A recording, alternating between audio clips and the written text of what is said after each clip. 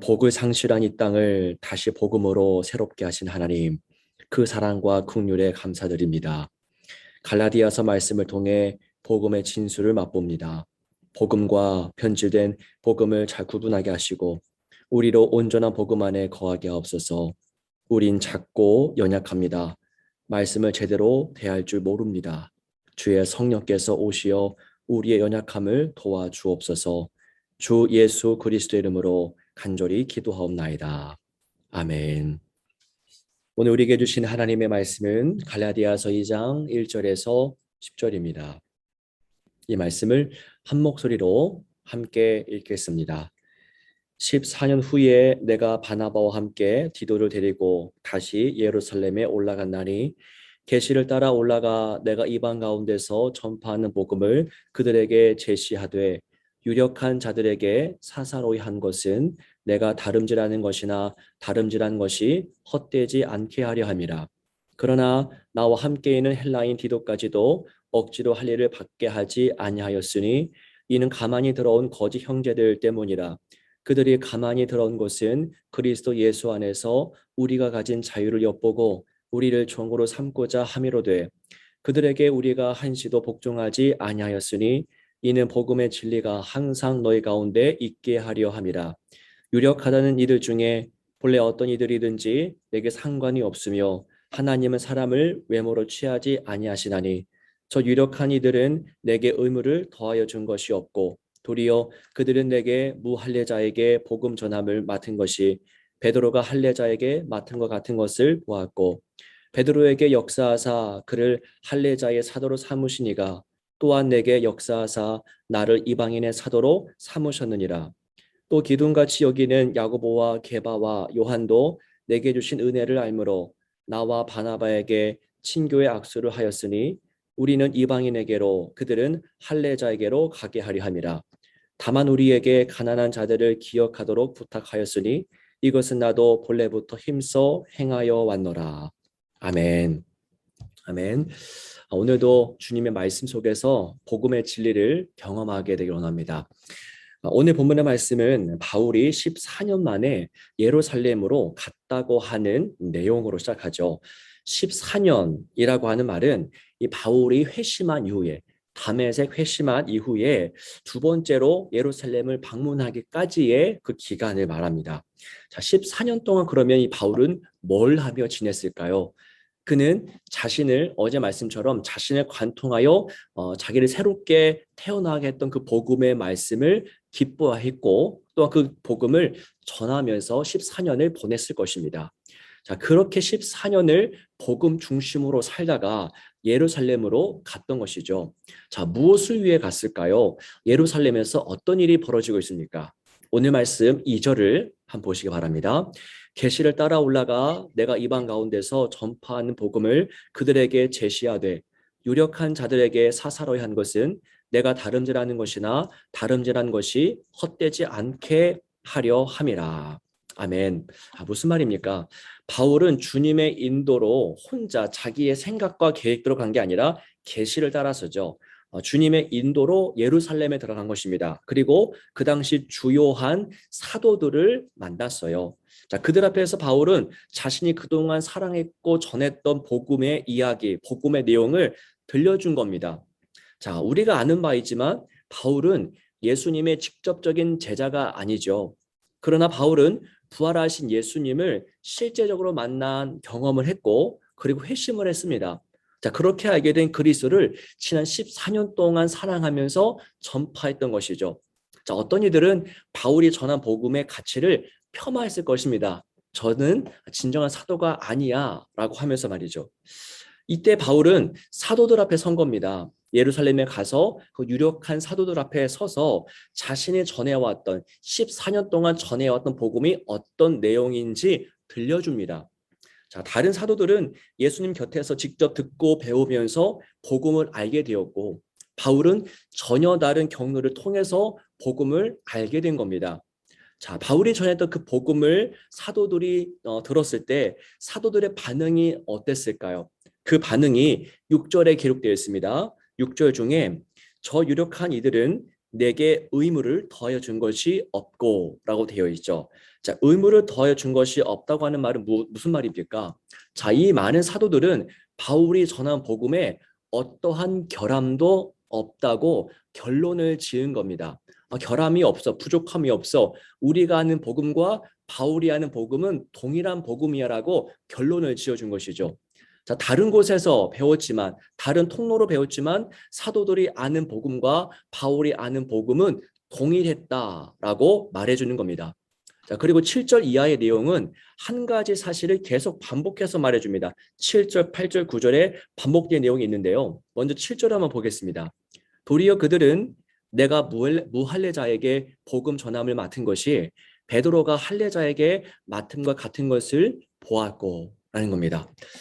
베드로를 비롯한 사도들은 유대인에게로 갔지요. 유대인에게 할례자들에게 갔다면 이 바울은 이방인에게로 보냄을 받은 자라는 사실을 확인하고 있는 겁니다.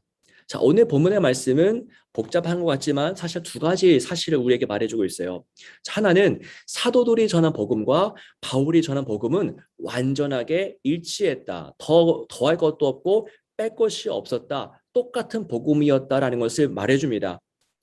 사도들과 바울이 복음을 전하는 대상은 달랐다. 이게 두 번째 사실이에요. 복음은 동일했지만 그 복음을 전하는 대상은 달랐다.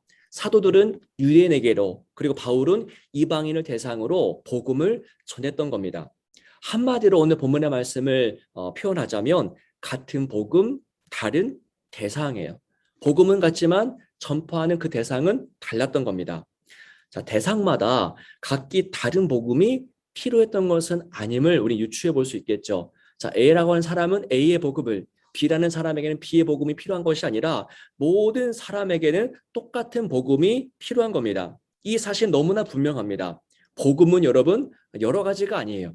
복음은 하나입니다. 복음은 2000년 전이나 지금이나 동일합니다. 지금 저희가 나누는 복음도 다를 수가 없습니다. 하나의 복음이면 된다고 하는 것을 오늘 본문이 이야기해 주죠. 이 복음에서 더할 것도 없고 뺄 것도 없습니다. 모든 이들에게, 세상 모든 이들에게 복음은 복음입니다.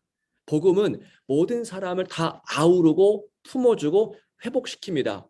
마치 저희가 지난 몇 주 동안 살펴보았던 탕자의 아버지처럼 탕자의 아버지는 첫째 아들도 둘째 아들도 다 품어주지 않습니까? 아버지는 모든 아들들에게 복음인 것이죠. 복음은 이처럼 사람을 차별하지 않습니다. 모든 사람에게 복음은 복음이에요. 자, 모든 사람이 복음을 필요로 합니다. 예외가 없습니다. 오늘 본문의 말씀이 말하는 바가 바로 그것이죠. 사도들이 유대인에게로 갔고 바울이 이방인에게로 갔습니다. 자, 모든 사람, 즉 유대인이나 이방인이나 모든 사람이 다 복음을 필요로 한다는 사실입니다.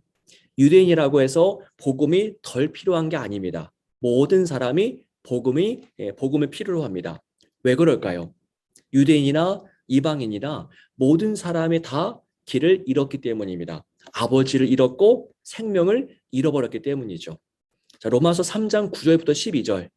이 내용을 바울이 또한 선포하고 있습니다. 제가 읽어드리겠습니다. 그러면 어떠하냐? 우리는 나으냐? 결코 아니라. 유대인이나 헬라인이나 다 죄 아래에 있다고 우리가 이미 선언하였느니라. 기록된 바 의인은 없나니 하나도 없으며 깨닫는 자도 없고 하나님을 찾는 자도 없고 다 치우쳐 함께 무익하게 되고 선을 행하는 자는 없나니 하나도 없도다 라는 말씀이에요. 여러분 기억하기 바랍니다. 형식적으로가 아니라 실제 내 이야기로 이 말씀을 대했으면 좋겠습니다. 여러분 우리 모두가 죄인입니다. 예외가 없습니다. 우리 모두가 죽어있는 자입니다. 그래서 모든 이들에게는 뭐가 필요합니까? 그리스도의 복음이 필요합니다. 저마다 각기 다른 복음이 필요한 게 아니라 단 하나의 복음, 그리스도의 복음이 필요한 것이죠. 자, 이 말씀을 오늘 우리에게 적용해 봅니다. 우리 모두는 저마다의 삶의 자리가 있으시죠. 저마다 각기 다른 환경에서 살아가고 계시고 저마다의 문제, 가정마다 아픔과 고민과 염려의 문제가 다 다릅니다. 동일한 처지에 놓인 분이 없다는 것이죠. 각 사람은 하나의 우주고 하나의 별과 같습니다. 각자의 이야기를 갖고 계시죠. 어떤 이는 진로로 고민하게 되시고 어떤 분들은 가족의 질병으로 아파하고 고민합니다. 하지만 오늘 본문의 말씀은 뭐 이야기합니까? 우리의 처지는 다 달라요. 유대인과 헬라인 다 다르습니다. 하지만 우리에게 필요한 것은 동일하다는 것이죠. 무엇이 필요합니까? 바로 복음입니다. 그리스도의 복음이에요. 유대인이나 헬라인이나 있는 자나 없는 자나 배운 자나 못 배운 자나 성공한 자나 실패한 자나 도시 사람이나 시골 산골 사람들이나 다 똑같이 필요로 하는 것은 바로 복음입니다. 예수면 된다라는 것이죠. 예수만 있으면 모든 문제는 사라진다라고 말하는 것이 아닙니다. 바울도 끝까지 붙잡고 있었던 문제가 있었죠. 해결되길 바랐지만 은혜가 족하다라고 하는 말을 들었을 뿐입니다. 다만 우리는 복음의 말씀을 통해서 모든 문제보다 내 삶의 모든 문제보다 더 크고 강하신 예수 그리스도를 만나게 되는 겁니다. 그리고 예수님과 함께 그 어려운 풍랑 속 그 항해를 시작할 수 있다는 것이죠. 예수님과 함께 사망의 음침한 골짜기로 들어갈 수 있습니다. 예수님과 함께한 여정이기 때문에 우리는 두려워하지 않을 수 있겠죠. 예수님이 이끄시는 여정이기 때문에 결과는 이미 보장되어 있는 겁니다. 여러분, 복음을 알고 그리고 예수님을 얻으시기를, 그 예수와 함께 우리의 인생의 항해를 승리하며 끝내시기를 주의 이름으로 축복합니다. 기도하겠습니다. 살아계신 주 하나님 아버지, 오늘 주신 이 귀한 복음의 말씀을 통해서 우리에게 평안을 주시고 샬롬을 주시니 감사합니다. 유대인이나 헬라인이나 모든 사람들이 다 하나의 복음, 예수의 복음이 필요합니다. 주여, 오늘 우리가 복음을 알게 하시고 예수 그리스도의 이름의 능력을 경험할 수 있도록, 삶의 처지는 다르지만 우리의 한 길 되시는 예수님을 통해서 아버지께로 나아가는 우리 모두가 될 수 있도록 인도하여 주옵소서. 감사드리며 주 예수 그리스도 이름으로 간절히 기도하옵나이다. 아멘.